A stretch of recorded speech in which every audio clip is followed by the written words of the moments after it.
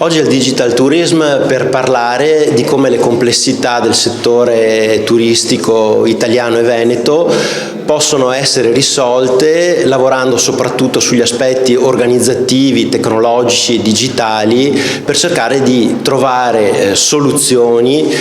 rispetto all'efficienza e l'efficacia dei modelli che fino ad oggi sono stati, diciamo così, attuati e implementati nel nostro settore.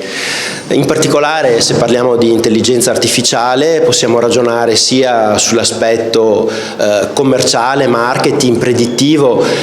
in cui i potenziali ospiti, i potenziali clienti si possono profilare in modo più opportuno e quindi proporre a loro delle esperienze di vacanza